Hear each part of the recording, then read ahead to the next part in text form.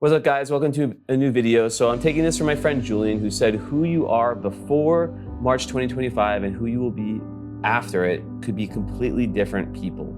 And that could not be more true. In this video, we're going to go into these two eclipses, really zoom into the archetypes of Virgo, Pisces, and just what this massive March 14th lunar eclipse is telling us, right? And we're going to do the same thing with the solar eclipse. And that's 2 weeks later, and really dive into that and the symbolism. And you know, these eclipses aren't just big, they're fate altering. Everything now is really part of this larger divine transformation happening at the macro and the micro levels. So you know, this is really what's setting the course for the next 20 or so years right now. So I know it feels like we're in this grind, like this is never going to end, but just let's look at the astrology, let's relax, let's hang out, and I'll be breaking it down, you know, every element of it, how it relates to the big picture. A little bit different than last week's video, which was more broad. This is more focused. So lots of challenges, lots of opportunities, but I'm gonna help you figure out how to navigate this massive turning point and make it a big success. All right, roll the intro, let's get into it.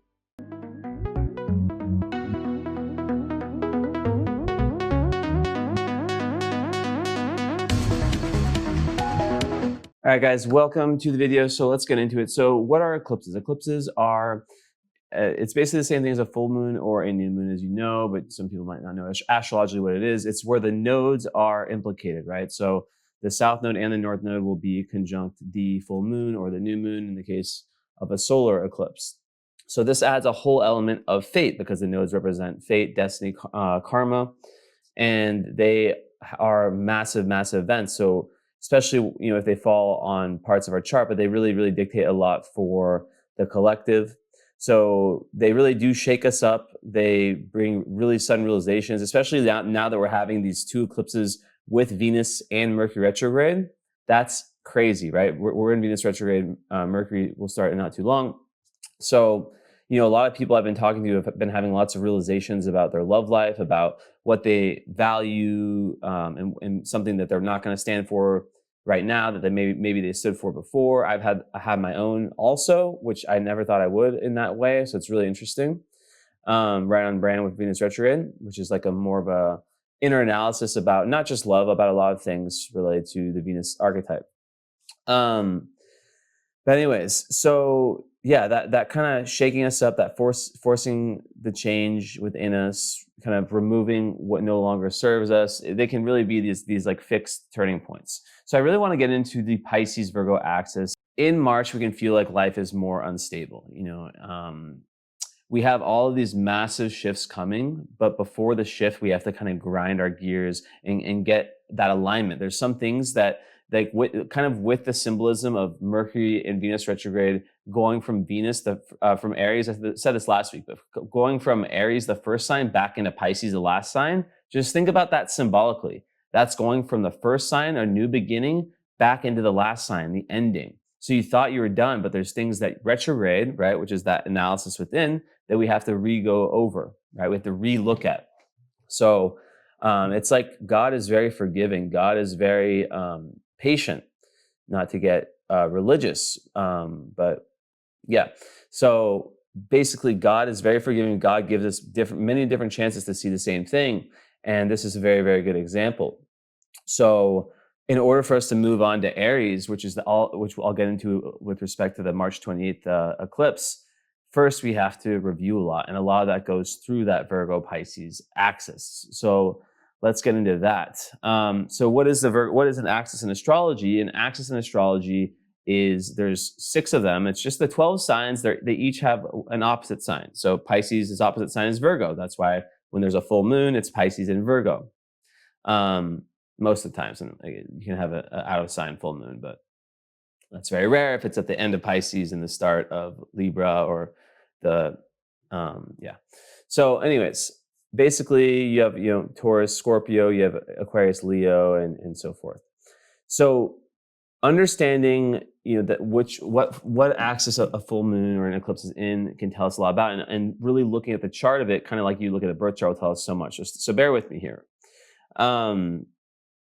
Virgo is earth element ruled by Mercury. Pisces is water, right? So the sun is in Pisces right now, right? And it will be with Neptune and Saturn. So this is a really huge point, and the north node, of course. And then you have the south node with the moon in Virgo. That's the eclipse. And I have the chart right here. We see that there's a whole bunch of planets in this zone, right? You have the sun with the north node, as I said, and Saturn and Neptune, all in the last 8 degrees of in a 7-degree span, but yeah, in the last eight degrees of Pisces. So this is very, very, very. These are the last 8 degrees of the zodiac, and this is where I have my sun at 28 Pisces. My birthday is coming up. By the way, not that that matters, but the point is this is a zone of spiritual mastery, right? This part of Pisces. And I didn't just say that because that's where my sun is. I know people born on my birthday who are not there. And I'm not saying I am.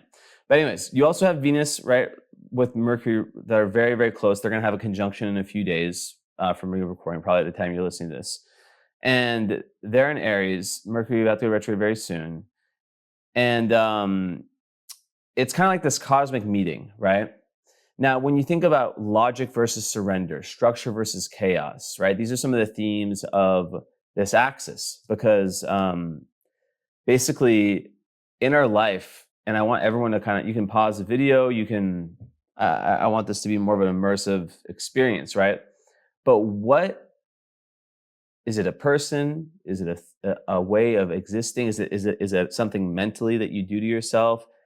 Is it a tendency? Is it a self-limiting belief? Like, what is it that you need to surrender to and that's keeping you away from your highest self?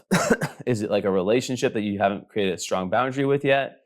Or what happens when, like when you resist this change also? Or like what do you create in your head, right? Like what is there any type of rigid ideals that you have in your mind or about your reality, any stories that you tell about your reality that keep you trapped in the 3D? Because and I'm not trying to sound like new agey, but as a collective, we're moving into a way, way higher dimension, right? A potential dimension, right? It's like a spacecraft. And some people are going to take off, some people are not. Simply how it is. Hey, Esme. She was crying all night. All night. I'm resetting my sleep schedule. Esme was crying. Let me get her up. She was like crying like a baby. Like I had to let her sleep in between my legs. So I was like, there's a disturbance in the force. My little Jedi cat telling me. But we'll keep her here for good luck. And she adds to the video for you guys who can understand cat. But anyways, so basically learning to balance control with trust is such a huge theme. So what's interesting too is that you have a trine with Uranus in this full moon, and that to me is very interesting because Uranus, the planet, a trine is a positive aspect. The moon is trining Uranus, and to me that adds a lot of potential for downloads. Downloads when you just know something, right? We all know full moons is when in eclipses especially is when there's more illumination, right? Like there's more illumination, right? So it's like literally the moon is more visible. I'm talking about full moons, not eclipses, but in general, the idea is that the moon is our unconscious, so we're able to be more aware of areas of our life where'd that thing go? That we're less aware of usually. So when it comes to these eclipses, it's even more so. So a big part of this, right? When I look at this chart, I see this cluster of energy, especially like I'll get it like, so one of the biggest things that's coming up astrologically is the Saturn-Neptune conjunction. It's a miracle. It's God's work only. I talked about this in 2018, the fact that Saturn, which has, 29-year, their orbital speeds, right, are so much different. Saturn is so much faster than Neptune, and Neptune's moving like this, like this, like this, like this, like this. Saturn's like this, like this, like this, like this. It's only a 29.5 year. And then boom, like right at the 0 Aries, they meet at the same time. and that's in August of this year. And then at that exact same moment, so that's the first sign of the zodiac, the first degree of the zodiac. It's like 0 or 1 degrees Aries, both of them meeting up. But they're also meeting up now, starting to meet up now in Pisces. This is like the first meeting of the two. So I'll talk about what it means for those two archetypes. You have to think of it in the sky. You have to imagine the sky of those two being like cosmic friends. They're planets, they're entities with intelligence, right? If you see my Instagram right now, I just have a post. I literally copied a Chat GPT. I know I'm talking a lot about Chat GPT, but I literally copied it, and I was talking about Aether, right? And that being like the missing link between physics, consciousness, spirituality, energy exchange, reincarnation, even the way capitalism limits knowledge. So check out, it's a very interesting post, right? And so you talk about lots of things, right? Like manifestation, law of attraction, and it kind of gives a scientific backing for this, psychic abilities, and being able to like talk whatever into existence, right? Because there's this actual in physics, right, that Aether has been deleted from mainstream academia, right, and replaced by the theory of relativity, but that can't be explained. And they created the concept of dark matter to try to kind of cover up what Aether is, which is an element, right, that's missing. So it also speaks about this cosmic memory field, right, where all thoughts, emotions, and life experiences are stored. It's kind of like the Akashic Records idea, and kind of how we stole all of these within, and even like water, right? Like, I'm going way off topic, but like I was thinking about this the other day. It's very interesting, like how where you live, that water has been circulating. Like, I don't know. It's like it carries DNA. I had that random thought. I was like, I wonder, like, the more I live somewhere, like, because I'm in Argentina before I was in Romania, is like me taking showers in that water, me drinking that water, is that um making me more Argentine? I don't know. But yeah, so that kind of explains, reincarnation, and you understand kind of deja vu on like people who have past life recall, and just all these elements, right? Like why some people drain us energetically, why some people, why some places have very high energy, why group prayers, and meditations seem to really work, and some people have this certain aura, right, that we just know when someone needs help, and all these things that are kind of kicked out. And then in astrology, um, you know, astrology works because the planetary alignments affect this etheric field, right? And planets are not causing events, but rather they're modulating the energy field in ways that shape reality, right? So basically, astrology is here as part of this field, and it's affecting everything, right? As above, so below. So you can check out my Instagram if you want to see more about that. It's definitely a good thing if you have any family members, anyone that is very scientific and not into spirituality. You can show them this, and then, but yeah, and then why it would be suppressed, and it kind of goes into like Nikola Tesla stuff as well. But yeah, anyways, so back to what I was talking about. It's my Mercury and Pisces ramble off subject, but this eclipse is very much, asking us, how harsh do we judge ourselves, right? When you judge yourself, which Virgo can be like that. Virgo can be an energy where one is judging themselves too harshly in different ways. A lot of people who have like lots of Virgo placements, not all of them. Now, Virgo is a very to me, it's the most misunderstood sign, more than Aquarius. Why? Because people know Aquarius is misunderstood. But Virgo, it's a mutable earth energy. It's ruled by Mercury, but people see this very like rigid and kind of like it's all set in its ways and nervous and anxious. But really, there's two types of Virgos. There's the Virgos who on this axis, I'm sure I have my best friend Trey. He is a double Virgo, but he's like just as Pisces as me. He still is Virgo, but he is such a Pisces, and he has 0 Pisces in the chart. If you guys have been following me for a while, you can go back and search Jesse and Trey podcast on Spotify. We have like we have exact sun opposition, and it's like when we talk, it's like insane energy, like what happens, like the topics that come up. I highly suggest those episodes are all timeless too. They're not we haven't made one in a while because he's getting married, but yeah. Anyways, the point is like that's one Virgo is very different than other ones. But how this relates to now is that you need to be able to trust God, right? Pisces is about understanding that life can be a mess and that there can be a lot of chaos, especially now. And sometimes when we're in a low vibe of Virgo, we're too much in the 3D, we're too much in the material, and we're judging ourselves and we're creating stories, right? So what I just talked about, the Aether, that shows us, right? That's an example of, kind of how our words become our reality, our thoughts become our reality. What we pray for comes to fruition, and we're not alone. And that's what Pisces is. Pisces is the great ocean. Neptune is the great ocean. Why you feel like you're a grain of salt, but really a grain of sand, but really you're part of the whole beach. But then it's like, what is the beach, right? You're a tiny little speck of water. What would you say? Droplet of water inside the eternal ocean. But what is the ocean, right? What's underneath the ocean? What is the ocean, right? What is water? I'm going crazy right now, but yeah, you get what I'm saying, that there's a lot that we're not meant to know. There's a lot that God has created us in order for us not to understand things. That's why people are very anxious. And that's kind of going with this Virgo Pisces theme, right? Where the Vedas of ancient India, who knew a lot more than we know now, because they were able to calculate the 24,000 year cycle with understanding like a curvature, a calculation that based on some curvature and warped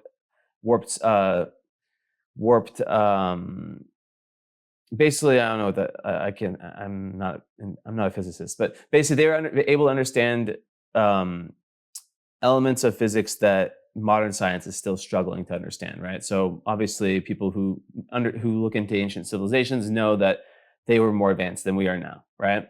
We live there's a lot that we have that's suppressed. There's a lot of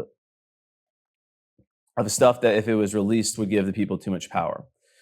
But anyways, and the Aether theory is a good example of that, because we wouldn't be in this society where we're all trying to survive and hating each other and divided about stupid stuff, about political parties that all want the same thing, and just one plays bad guy, one plays good guy, and it just changes. But really, there's people who are controlling both parties behind the scenes. That's all true stuff. And yeah. But anyways, so as I was saying, guys, and I think he's to my Pisces rants. This is life can be a mess, but when we're in that low vibe of Virgo, we create these stories about our reality. I'm depressed. I'm lame. I'll never be able to be successful. I'm stupid. I'm ugly. I'll never find love. Whatever. I'm not good at meditating. Just a random one.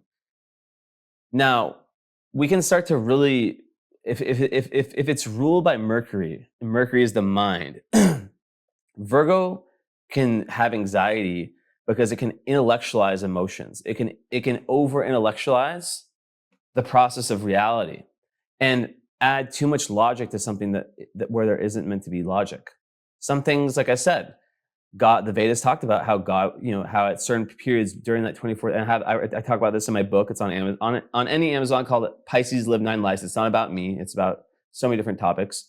But they talked about how along this 24,000 year cycle, this is like the Silver Age, Gold Age, Bronze Age, Iron Age, all these different ages, right? I think we're definitely in the Iron Age still, Kali Yuga. But basically, this is a time of more energetic density. And as we approach this grand central sun, Alcyone, things become more enlightened, right? That's why we can look at ancient Egypt. Like if you look at the Pyramid Code, the series on YouTube, you can see a lot of stuff that shows how old it really is. But anyways, different golden ages. And if you hear about Atlantis, you hear about Lemuria, it's just the overall collective consciousness, the arts. You even look around at the architecture of today, and you think to yourself, wow, these buildings were built so long ago, based on whatever history tells us. They're so much better than what we're able to build now, right? And that's because they knew things back then. there's just so much that's being suppressed by us. Like if you look at church bells, I'm going to conspiracy theory, but like, they took away the church bells because those during wars and used them as ammunition. They melted them because these bells, I play them all the time. I was just playing them all night with my cats. They love it. I love it, right? It heals your body, the resonance. So they want to take this away. They want to keep us in our bottom chakras. But yeah, so when we do that to ourselves, so when we add to that, where there's already evil energies in this world, and here's one of the heroes that want to suppress us. It's like we have to take things into our own hand. We have to trust God. We have to trust that we're here for a reason, and that sometimes things are a mess, and that's what this March can be with all these retrogrades and these two eclipses. However, can you wake up each day and allow each day to be a new lifetime, right? Can you essentially take your punches like a boxer in a fight? If you got knocked down once, you can still get up. You have 10 seconds to get up in boxing before you lose the fight, and you can come back and the round can be done, and you can rest for a little bit, and then you can come back stronger. And it's not even it doesn't even have to be like that, but like you set your own reality, right? So I could be like telling myself, "Oh, Jesse, you're going to bed way too late right now. You're you're way too introverted, etc." Or I could just be like, "This is a process that I need right now. I need peace after a long period where I kind of had that, but like never really fully solo, And it's just with the transits I have, it's understanding that like where you are is where you need to be. And sometimes I put some quote where it's like, people think that when their lives are moving in this like very difficult direction. What was it? Let me see. It's in my story. It was Esme. Stop scratching my knee. Ow, Esme. So it says, a life lived correctly is brutally difficult by default, not because the world is unfair or cruel, but because genuine growth requires continuously confronting the unknown. Most people see friction. Okay, Esme, enough. See friction and obstacles as signals that they're off track. The reality is that friction is the very proof you're stepping into new territory. If you're not regularly feeling out of your depth, you're coasting, you're stagnant. The deepest truth is that discomfort isn't just inevitable, it's essential. Chase friction relentlessly. So I thought that was very interesting. Because we do live in a chaotic world, right? And things happen that are bad. That's how we frame them makes all the difference. So back to this idea of Virgo as Mercury ruled, and Pisces as Neptune ruled. So when we intellectualize, we're too much in the 3D. We're too much in our mind. We're going with, like, imagine if you're living your life based off of a scientific, like, materialist system that in not so long will be proven obsolete. Just because something can't be seen or can't be proven right now doesn't mean it's not true, right? And so moving into Pisces from Virgo is us using our intuitions more. There's people in India. Steve Jobs went to India after graduating. He saw farmers who didn't use logic. They survived based on their intuition. They were tuned into their intuition. So the more energy, consciousness you give to your intuition, to your gut, to following it, to having people around you who don't doubt that about you, right? Obviously, there's a difference between intuition and imagination and different fear that can get in the way of that. But this is how you get better, and you start to realize like that you start to feel into the collective unconscious, right? You start to feel this unifying force. So the high energy of Pisces, right, is it's seeing everything and everyone as one. And it's understanding the big mystery without having to understand it. So let me explain what I mean by that. The great mystery is life. It's meant to be a mystery. If the teacher gave you the answer to the tests, or basically helped you out during the test, would it really be a test? We're here as a spiritual experience. And being able to, understand that there's things that we can't control, there's things that are fated, right? And at some point, if we were a different type of human with a different type of brain, um, and some of us have felt this like during peak experiences, right? Like when you're feeling like, let's say you have something that happens, or you have maybe you go on an amazing hike, or some people it's like psychedelics. I don't even know. Like you just have like this peak experience where you're able to feel like you're on the mountaintop, and you look at your typical reality. If you're like someone who has like a lot of anxiety, or just normal human, right? And you're like, wow, like that thing that I made such a big deal is nothing, right? So these peak experiences, they really show us like we get little glimpses into this divine, this higher consciousness, this this way of being one with Neptune. And it blows us away when we're like, damn, like this thing actually didn't matter, right?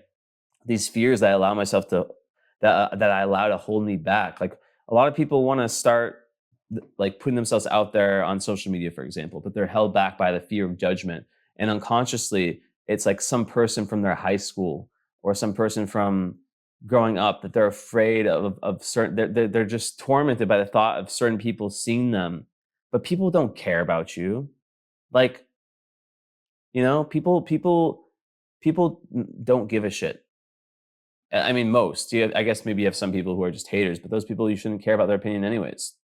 Um, Most people like are so self-involved with their own life and have too much stuff going on to judge someone else. Like, really, I mean, they might do it for like because they feel bad about themselves, but they're not gonna like like once you decide to go a certain direction, like it's good, you're gone. No one's gonna. It's like you see when you take those risks that a lot of these greatest fears are just illusions too, right? And like you get repaid for your bravery. So yeah, so fate. And when we know that there's a lot of fate in our life, but then we also have free will, we understand that it's our responsibility to do our best given the astrological period that we're in, right? Not allow astrology to self-limit us, but allowing us to understand it, um, to help us with this reality, with this time. And I'm telling you that right now, is setting the stage for what's to come. Esme, enough. Um, she's like scratching my knee. She's very anxious today. So yeah, so like I said before, like that thing that was like a huge Esme, stop. That thing that was a huge problem for you a few hours or a day prior. We can all think of times where something that we thought was such a massive problem that this was never going to be fixed, or like we're just obsessing about it. All that does is make that thing become more and more big or true, right? Like there's so many different examples you can have around this.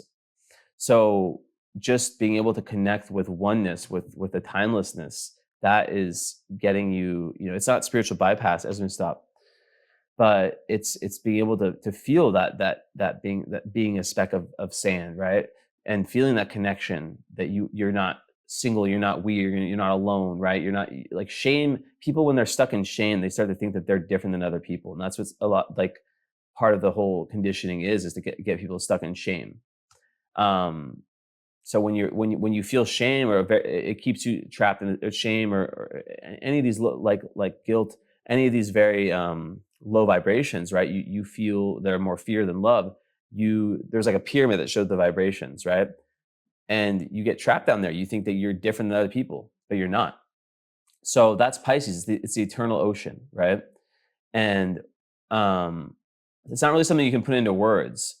It's something that you feel from time to time, and you want to hang on to those feelings, not in a way where like a friend of mine, he went from being very depressed a few years ago when I was at a school called Naropa for learning transpersonal psychology in the USA. He was actually my best friend Trey. Like he got stuck in this phase where he basically thought that he had, like, because he had a few good experiences on psychedelics. I only did that a few times. I power people who, I think it's very good to try it. Like, teach their own. I'm good. I did it a few times, and that's all I need to do. But he kind of had this idea that because of what he experienced on, I think mushrooms or something, that's where he was supposed to be. So you try to keep up this high level of energy until you realize, like, no, that's not it, right? So everything is about balancing the energy, right? And like too much Pisces is also bad, because then you're never worrying at all. You can be very delusional. I'll get into that in a sec. But when you're in that state, you realize that there are no worries. There is no time. Worries are just a figment of this mercurial mind, this human invention, right? Based on the society we're in, based on this time, based on what we're taught. And when we connect with something higher, something more still, something, when we close our eyes, we just feel into our body, we just breathe. This is, no matter what we're going through, no matter where we are, you can have the best day of life, and the worst circumstances physically, and the worst day with the best circumstances physically. So we all know this. So let me see where I was. Okay. So yeah, so it's also about balancing the energy, as I said, where because like I said, with Pisces, when we're too much in that dream state, then you write down some. So when we're too much, so when we're too much in this dream state, right? We're too much in Pisces, in this idealism, that especially in today's world, we need boundaries with people. We need to give ourselves time for introspection, but we also need to go towards our dreams, right? So I think a big part of this eclipse is like, what are your true dreams, and how can you apply yourself to them, right? How can Saturn, which is the application, the willpower, right? Neptune is your highest ideals and dreams. How can, in your spirituality, how can you fuse those two together? Pisces, right, with the north node of the sun. But then how are your emotions and your self-limiting beliefs? How are those opposing, and how is your past karma opposing your future jump into collective consciousness, higher collective consciousness, higher the 5D, whatever you want to call it, right? Enlightenment energy. There's a higher spiritual vibration where you're not looking at things from a binary good or bad. You realize there's nuance in everything. You realize that you realize the traps of our current system, of our current reality, and you rise above. And then after that you're there, you want to help bring other people there, right? So anyways, on that topic, so if you're too much in that Pisces energy, like, you might not get respect from other people, because you might not respect yourself. You might play victim. You might hide. You might, and I see this a lot of times with South Node and Pisces people, North Node and Virgo, right? They might hide. They might have a lot of shame that's built up, and they allow that shame. They use escapism, whether it's drugs, alcohol, or just hiding from the reality in some type of way, to kind of take over their life, right? To not look at themselves in the mirror, and just kind of keep it pushing, keep it pushing, keep it pushing. And it's like this pyramid of shame builds up on top of each other, like, where it's like this thing happens, then you don't learn from it, then this other thing happens, and it just becomes like massive, and the more that just builds up, the more you just don't want to look at it. So in this case, you might grow up and not become resilient, and not take risks, and just stay weak, and not on an external level, on an internal level, right? So being able to lie to yourself, being able to deceive yourself, and tell yourself that you're living the right way and everything's okay, when it's not. That's like low Pisces delusionality, right? Now, that's a very fine line between delusionality, and I think you need to be a little bit delusional, right? That's another word that's used in an odd way, because you do need everyone that's made something massive themselves is a little bit delusional at some point, because before they were that thing they made themselves, right? One would say that they were delusional to think that they could become that thing, but the only way they could become it is to think that they could become it, right? That's another thing about keeping your dreams to yourself for another time. But yeah, so really, when we look into this eclipse, as we're moving into this new astrological era, right? And I really talked about that in the last video. The energy starts to become easier to deal with time, right? And easier to understand. And it's going to be a lot of things that we cannot explain or understand right now. Right now, Esme, stop crying. Esmond, I don't know if you guys can hear that. So right now, there's a fog. Esmond, stop crying. I literally can't record with you crying. Esmond. I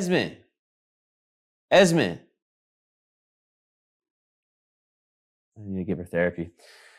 But yeah, so there's so much fog and confusion in this kind of transition period, right?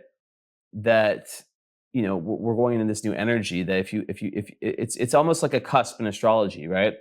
Between two energies, and when you're traveling in this period between the two, it's like between two. It's like we're traveling from one land which has a very distinct color, very distinct kind of way it looks, and then we're moving into like the border, and then like in that little space, it kind of has like a mix of both the energy of old and the energy of new. So until we get to where we're fully in the new land, we kind of go back and forth in this area that's kind of weird. It's kind of it doesn't really look like the place we're headed, right? Because it blends the two together in a very odd way. So that's why things can be very, very weird, very, very hard to understand, and you can't really buy too much into them, especially when it comes to the future. So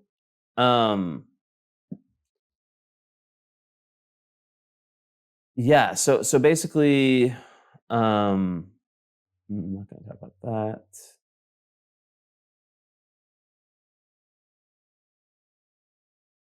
Yeah, it's like driving between two major cities that are in different countries, right? And like my dad lives in Montpellier, France, and I always have to go in from Barcelona. When we were driving once, I realized like I would take like BlaBlaCars, and you know before you get to Montpellier or Kilos close to Montpellier, like you're in or if you go from Montpellier to Barcelona, that's when I had the realization. I was like, as you're approaching the border between France and Spain, it's the very south of France where he lives. It's like you're still in France, but you feel like you're in Spain, or you could be in Spain. You might see some Spanish flags, and it's just very, very different. While Montpellier is like completely French, and then you get to the border and you cross into Spain, but you still feel like you could be in France. And then you get to like Girona, you get to Barcelona, like then you're in when you're in Barcelona, you're in Barcelona, right? Then you're Girona before that, but like then you're like, okay, I see it, right? Oh, there's a lot of freeway anyways, but regardless, you get you get it, right? You get the analogy. So this March, like before we get that realization, like, okay, we're here. And that's kind of what an outer planet shift like this is like, but like to an extreme. It's like switching continents. Like it's like being in Turkey, but Turkey, yeah, never mind. I love Istanbul so much, but it's like the bridge. You can take the boat. Esmond, get away. Come here then. Come here, Esmond. Okay, you want to be on my video? Come here, Esmond. Esmond. What transit do you have? I think the moon's conjunct your sun. Okay, can you just stay up right here? So, basically, yeah, as I was saying, so this March is really this big review, right? And Esme, stop. Oh, I have to pet her. So for us, a lot of this is about letting go, right? It's about compassion, which is the highest energy of Pisces as well. Compassion, and part of that is having self-compassion for yourself and for your dreams and not giving up on them. So with the retrogrades and how that relates to this massive review, that's very interesting also, because different elements of your own mind, of your love life, of how you love yourself, of what you value, these are coming up as well. So when you're talking about this axis, you're talking about integrating the two polarities and the two highest manifestations of Virgo and of Pisces. It's not too much of one. So in Virgo, it's about service. It's about showing up. It's about being there. It's about being able to rely on yourself, right? It's not about being perfectionist. And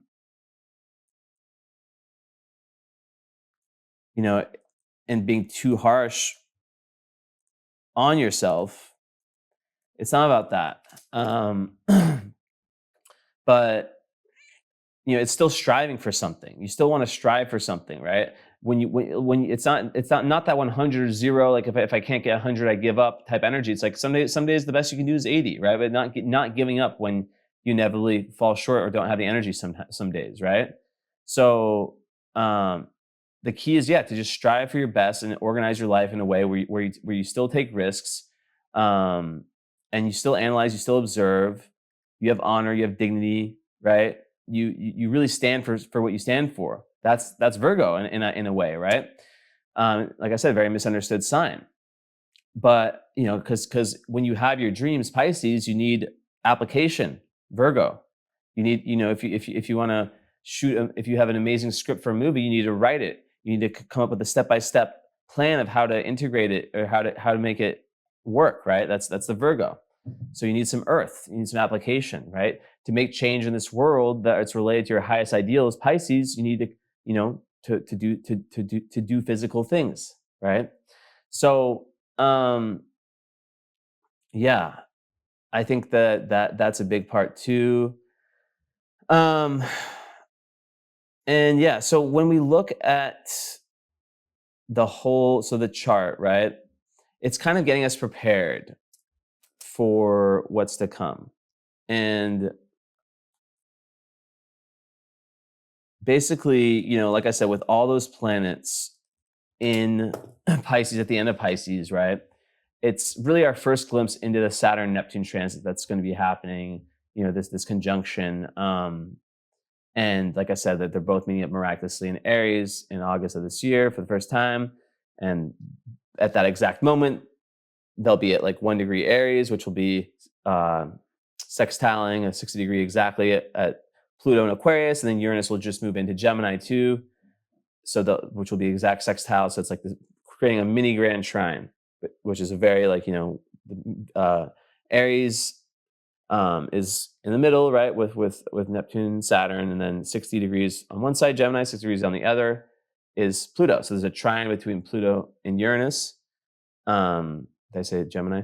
Pluto and Uranus trining, and both of them are, and then a sextile in the middle with Neptune. So all these they're all in a beautiful connection with each other. So something big is being set up. Now, when we think about Saturn, Neptune, we have to understand that, like I said, that has to do with basically everything I just said, of application, never giving up on yourself, not being too rigid, but also, it's like when you add Capricorn in Pisces, right, in a high vibe, it's someone who can do the hard work. Capricorn, my favorite, it's literally the guy who has on my shirt, Armin van Buuren.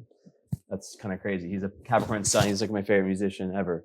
He's a Capricorn sun, Pisces moon. And, it's just like super hardworking, very, very divine, amazing music, right? It's like unbelievable musical genius, right? But just such a great guy too. But he has that ability his career is it's probably since he was like a teenager, and how old is Armin? Like 40 something? I should know this. I'm like his biggest fan. 47. But the point is, like, that's the Capricorn, right? It's the ability to just keep going. I'm not gonna look it up. Keep going.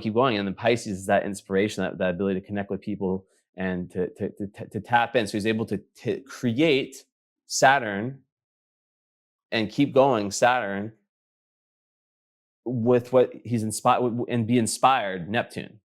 So that's really, really important. So yeah, basically, also Neptune will be entering Aries just a few days after the second eclipse, which I'll get into in a sec. So that's really amazing timing also.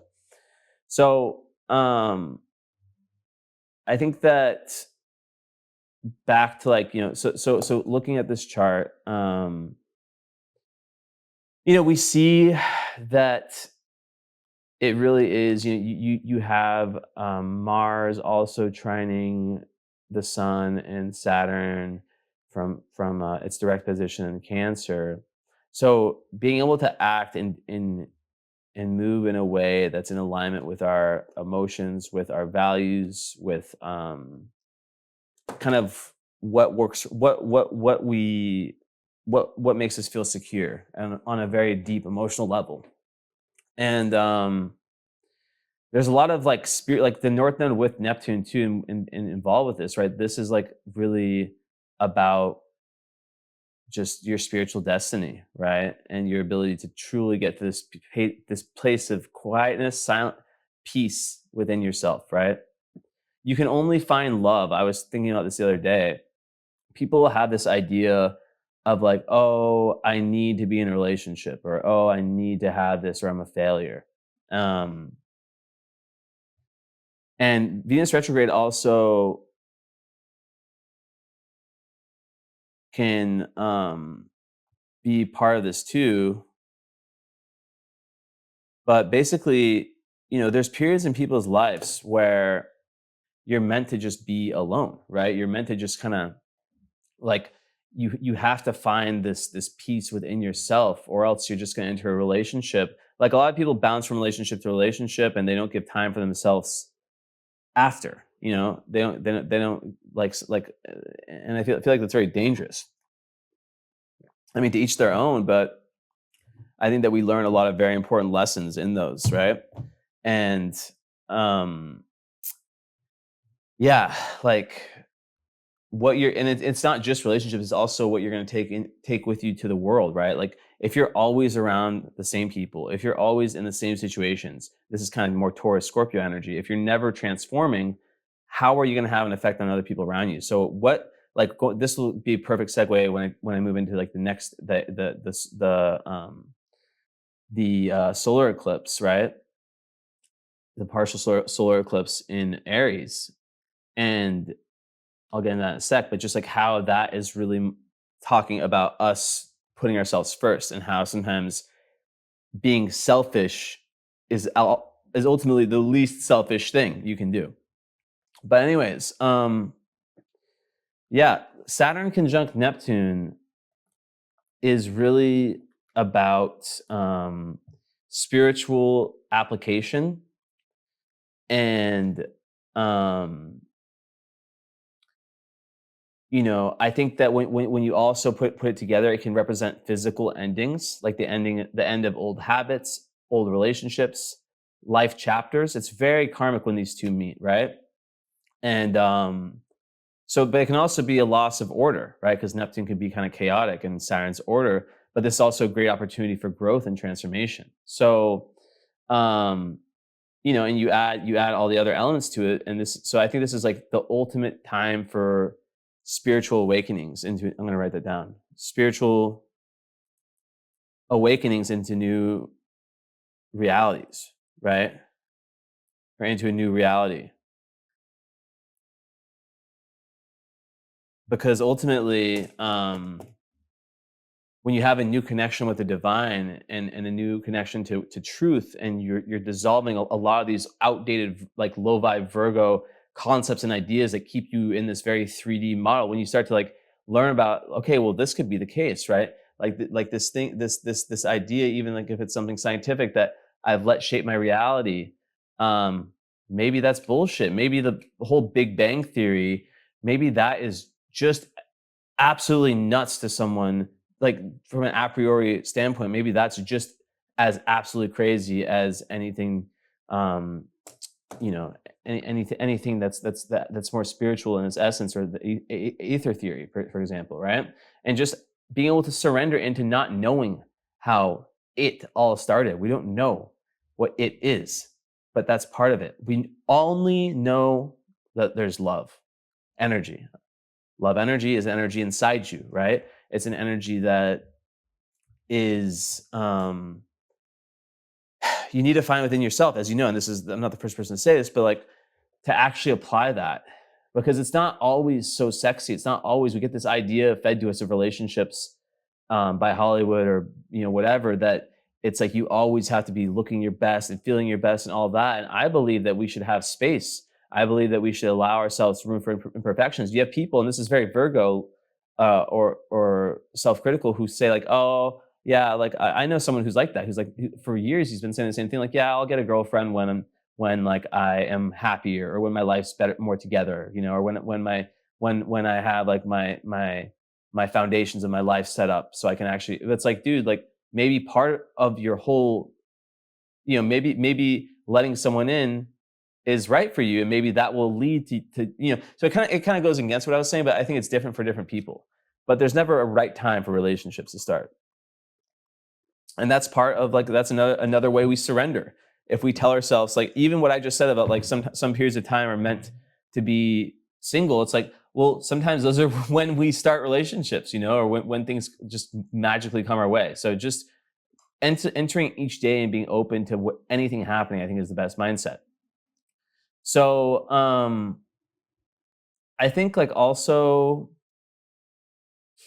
we talk about the end of the current system, the current geopolitical balance of order, per se, global kind of capitalistic ideologies, right? That's very Saturn, Neptune, right? Like, it's very hectic in that way too. And I think humanity is starting to kind of shift. Like, it's a very massive consciousness shift, and it's nothing that can be controlled. So it's really like with all these outer planets, there's this new social paradigm, right?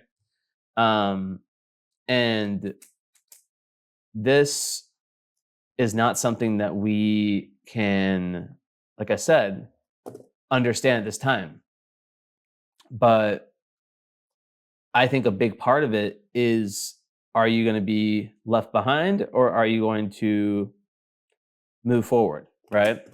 Because a lot of people will stay behind, and that's up to them, right? You can try to bring someone with you, but you might, in the process of doing that, you might hold yourself back. So moving into so yeah, I think all this makes sense, and you look at the chart with the Aries energies, the Venus and Mercury, and how they're conjunct with Venus retrograde, and Mercury is not retrograde yet in this eclipse, and just how that represents the ability for us to, it kind of starts that process of, especially Venus retrograde in an eclipse could be very karmic with anything related to relationships and love. And I think also kind of how we see ourselves, how we value ourselves.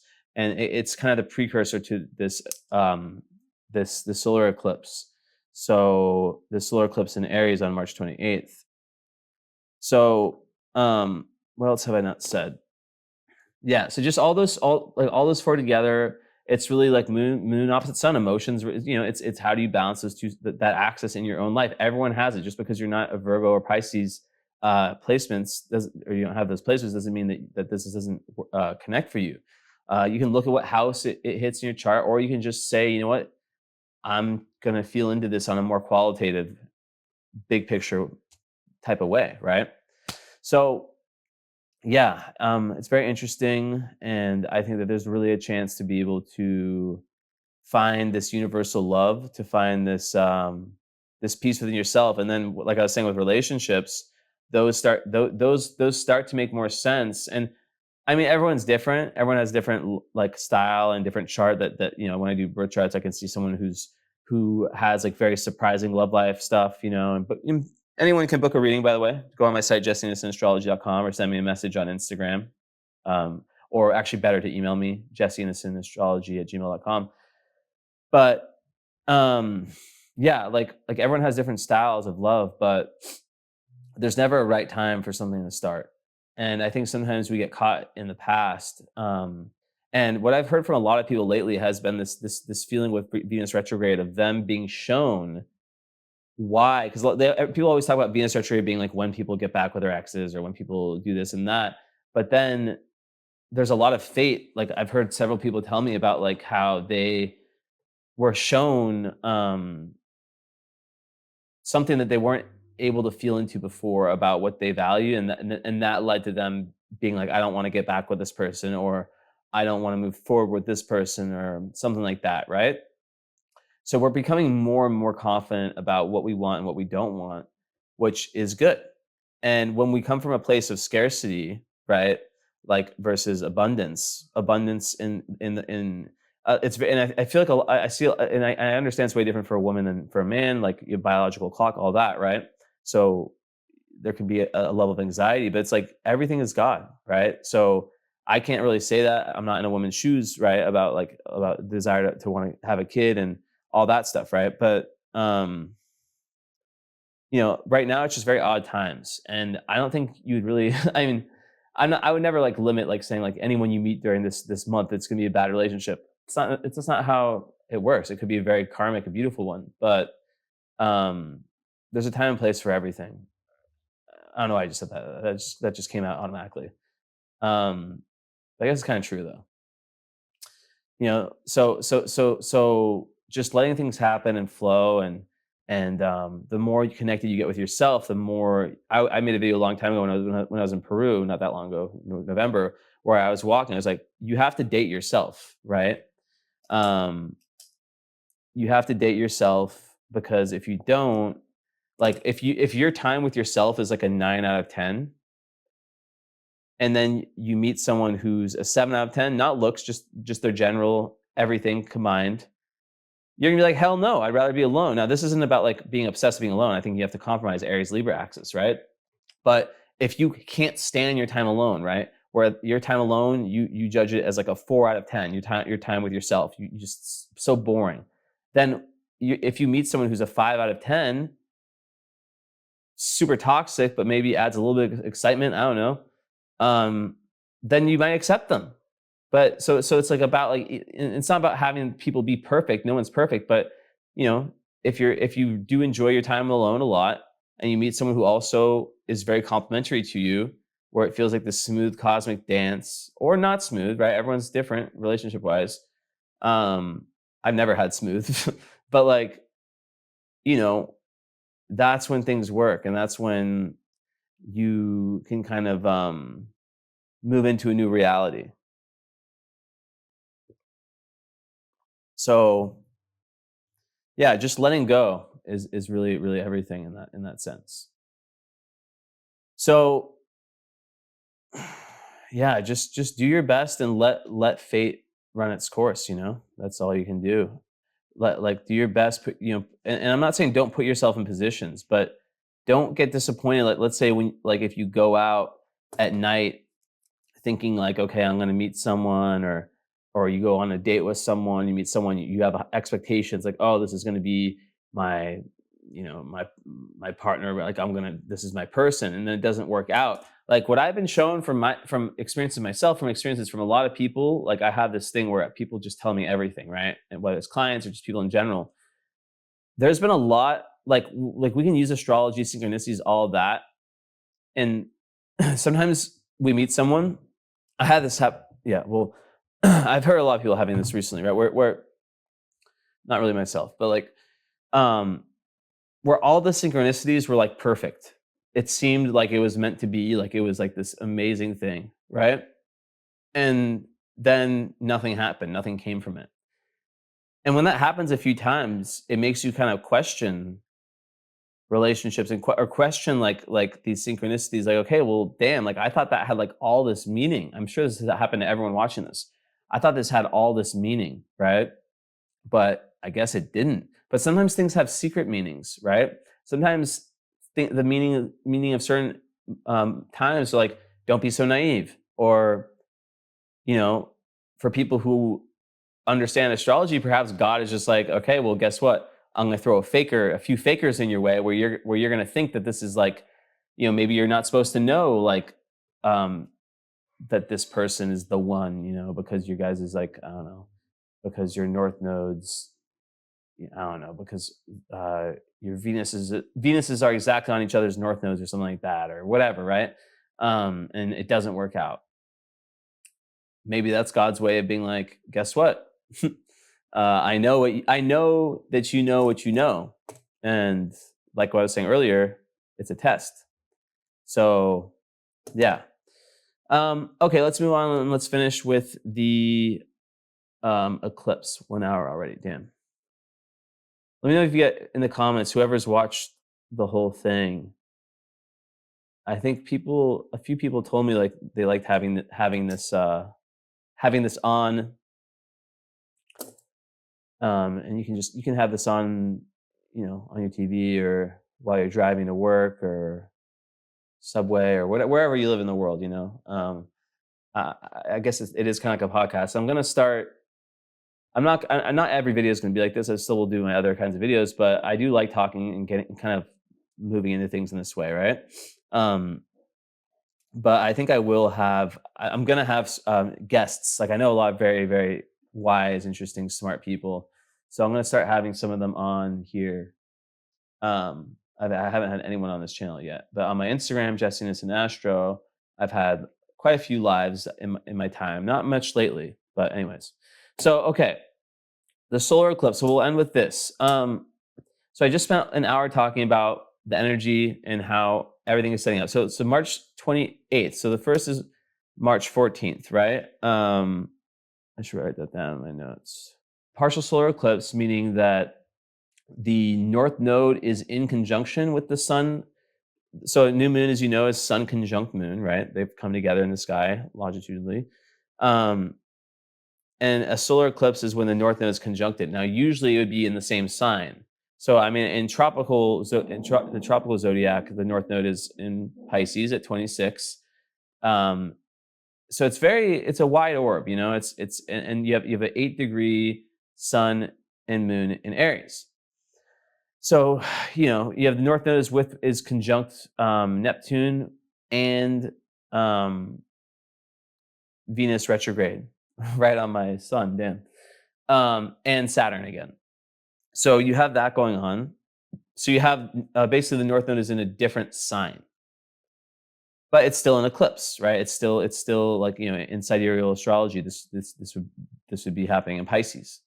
So my interpretation of this one is very much about, we've gone through this crazy period where we're still reevaluating, you know, both Mercury and Venus are retrograde. So we're Mercury's at the 0-degree Aries point, right? So we're initiating a new chapter with respect to our thoughts and our ideas about ourselves and how we see reality, and how we kind of delve into to our day-to-day routine, or just overall inner dialogue and conversation with ourselves and with others, and who we allow in our lives. Boundaries is a big part of this one, right?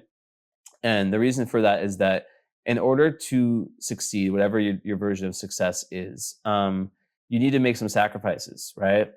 If you want to be the number one astrologer, I don't know, let's give me a different example. If you're a talented writer and you have all these ideas of books you want to write, or you're a talented painter and you have all these beautiful ideas of paintings, or an artist, a DJ, or a singer, how about that? You're a singer or a writer, whatever. You have all these ideas, Pisces, right? You're not going to be able to spend all that time with the same people in the same situations. And sometimes what we find when we do go towards growth, or we do start to get very successful, and I've heard this echoed by people that are very, very successful, and not just financially or fame wise or anything like that. I'm talking people who have made something of themselves, right? And in all realms of life, right? I think it's more, they're just like, they're people who, yeah, I'm not going to try to define success, but they turned out well, let's just say. And even people who aren't doing the best right now, like everyone has different timing for stuff, right? Some people, like, you know, it's tough right now, and it's okay. It might even feel like, some days for me lately, it just feels like I'm surviving, right? I'm gonna be honest with you. I look good. I look, you know, like, not like that. Like, you know what I mean? Like when I do videos, my Leo rising comes in, and I feel more comfortable. But, you know, so basically, if you're always doing the same thing, you're not going to be able to have enough time alone, or time to write that book, time to make that painting, time, right? So sometimes Aries, like, energy, it's like that first sign, it's that initiatory, it's that passion. So after Pisces, which is the disillusion and the ending, the karmic ending, right? Then there's something new. So when you have let go, it's like a breakup. It's like when you've let go of something or someone, or you've let go of some element of your life that was holding you back, that was taking up so much of your energetic bandwidth, right? Each day you have 100 energetic bandwidth points. And it was taking up so much of that. Now you have all this extra time. It's like you went through a spiritual divorce, right? Or you were spiritually hoarding and now you have so much more space, or you saved up a lot of money and now you're like, okay, I want to go spend. I don't know if that one's a good example, but whatever. You get it. So, how do you do that?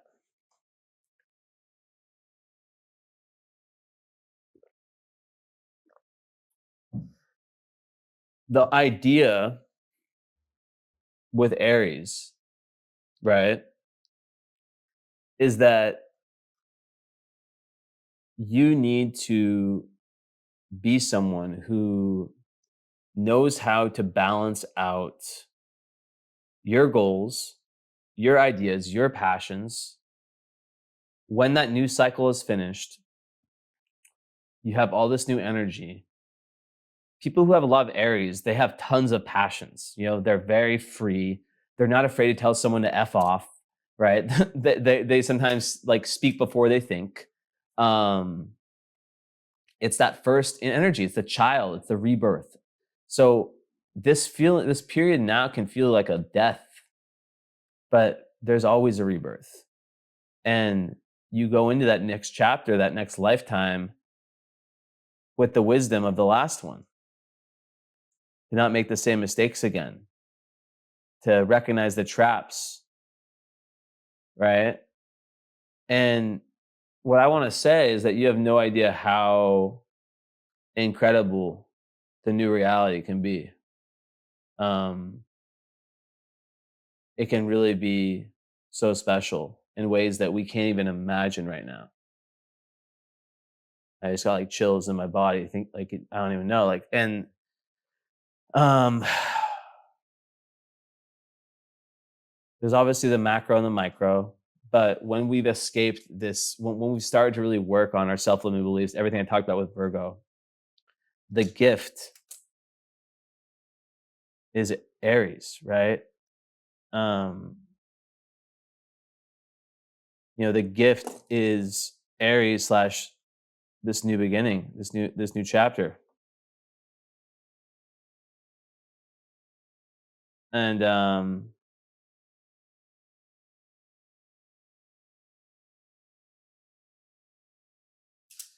yeah, like when you have all this new time, this new space, this new ability to use your energy, right? What are you going to do with it? But then also you're still going to be tested with the same stuff, right? Now, I think there's like having Neptune and Venus together. Obviously, I have to say with North Node, when it comes to love energy, like that's a very high artistic and potent for creativity, but also for spirituality and meditation, just anything like jumping onto that ship, right? You have another opportunity.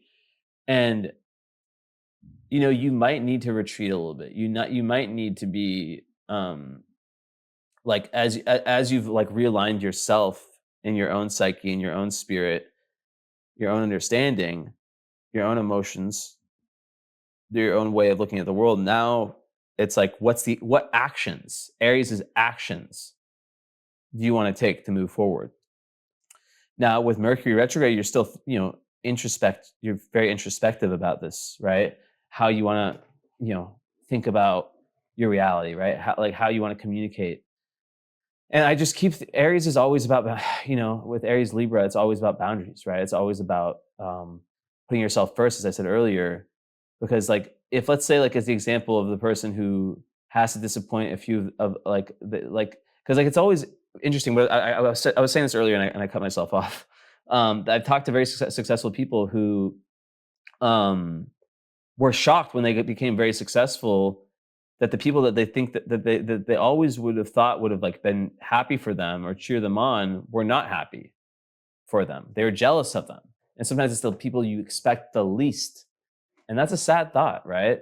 That's a sad thought that some people will see another person's success or another person's rise as a threat to them, as opposed to, just being happy for them. And a lot of people use that as a defense mechanism when they feel bad for themselves. Even you can see that with people who talk shit about famous people or people who are online or people who are in the spotlight publicly, right? Who maybe those people like have to work like really really hard to get to where they get, and you have these people who don't do anything, who are just like shit talking. I'm not talking about political stuff right now. I'm talking just in, like you see this in different extremes. You know, it's like the whole idea of the person who's sitting in their mom's basement and commenting on some girl's Instagram and saying that she looks mid. It's like, you know, that kind of thing, right? And like, not just that type of energy. And obviously, we all know that that's a projection, and what someone you know says. No one happy is able to tell something like that to someone, or no one happy is able to say something like that. Like no one who's proud of themselves is able to. You know, someone can tell you, like, if someone's dissing you and saying bad things, insulting you, like they're literally like telling you how they feel about themselves. You know, I once had someone it doesn't happen to me very rarely that I have any negative things happen, like, or people ever. No one plays me, drives me. But I had once like someone try to like project because I keep things to myself a lot, right? Or like in a way, right? There's if I trust you, I'll tell you everything. But if I don't, I'm gonna keep my cards close, right? Because I don't people can get very jealous. And I had someone like try to basically create this whole idea of my reality that was so off, but it just revealed exactly how their reality was, or maybe is. Um, you know, and it was just like, wow, it was shocking. It was like I only realized it a few days later, because they were trying to like break down, like, you know, what my life was like, but when it's something that I don't talk about, right? Um, and like a certain element of my life, and they just ended up kind of like saying exactly like what theirs was or is, and it was just like, damn, you know. So that's kind of how it is. But as I was saying, like, this eclipse for me is very much about like how, now that we know what's in the way, like how do we take action and start the new cycle? Because we're moving very very close to the big shifts, you know. Like the Neptune at this eclipse is at 29.57 0.03. It enters 2 days later into Aries, so we are so close to that shift. We're so close to Saturn, you know, being in Aries also, and then they're going to kind of go back and forth. And you have Uranus, um still at 24. It still has a little while to go, but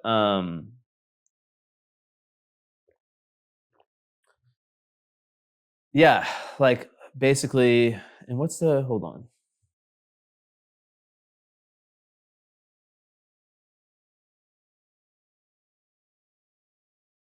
Let me just search on it. So, mm, yeah, so it's July 7th that that Uranus enters Gemini. And so yeah, obviously, like, you know, lots of big changes, and all that comes from that, right? Because just so much with respect to communication, transformation, technology, how society is structured. So much is going to change rapidly with going from Uranus and Taurus, Uranus and Gemini. But um, you know, it really does represent the start of the shift, right? Like this eclipse. So as we're getting closer to that metaphoric drive to Barcelona, right? Where we're starting to see the shape of this new place, like this eclipse is really about your individuality and your independence and you as a person, and where, now that you're starting to you're in the middle of this really you're continuing to let go, release, and replace that junk. It's like you're throwing out junk, but then you're it's like you're throwing out old furniture, right? And you're replacing it, but you're also buying new furniture. I don't know, or you know, like something like that, right? Like where you're throwing out old food. Food's kind of a gross one. Yeah, you're just replacing, but you're also buying new. Before it was just kind of deciding like what you wanted to keep, what you want to keep, how you want to be. This is more like, okay, what am I going to add? What am I going to, now that I have this new time, this new energy, how am I going to use this? But also it's a great opportunity to start something, right? New moons are and solar eclipses, like, so this is this could be very linked to an artistic pursuit. This could be very linked to starting a new business, or a new chapter for your life professionally, or just like in terms of your dharma. Maybe you want to move, and obviously everyone has different circumstances that, but it's definitely a time where it's good for you to just say screw it. It's good for you to just say, I'm going to do me. I'm going to do me. And yeah, I'm going to do me, and wherever things fall after that, that's how they fall, right? Sometimes that's how you have to think, because no one ever created anything or did anything good for themselves by just following what people close to them said. Like, and people who, like, it's like the whole thing, like, you have to, like, yes, take other people's advice, like, listen, but also at the same time, you are the one who's lived your life. You're the one who's had your experiences. Only you have seen everything that you've seen. So don't let other people gaslight you into thinking that something is wrong about your experience, right? Like, you are correct.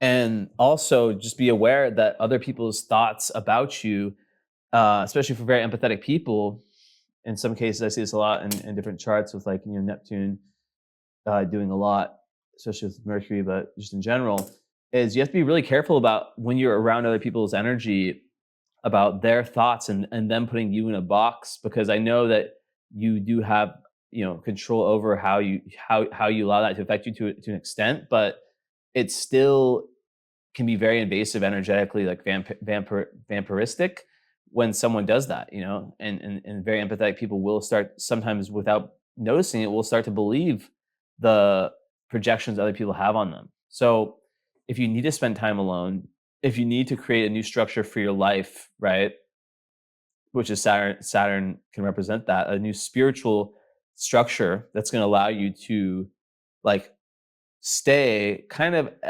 in realm with these these ideals and these visions you had, because also Aries represents that first vision. It's like that flame, and you see a glimpse of what the future could be, but then in between you and all of that, there's that, there's this hurdle. How am I going to, like, in order to get here, I would have to let go of this person, or in order to get, to do this, I would have to, change this about me. I would have to wake up earlier. I would have to take this risk, right? There's so many little things like that. And that goes back to what I was saying with the first eclipse. But anyways, hour 20. This one went really, really, really deep. Let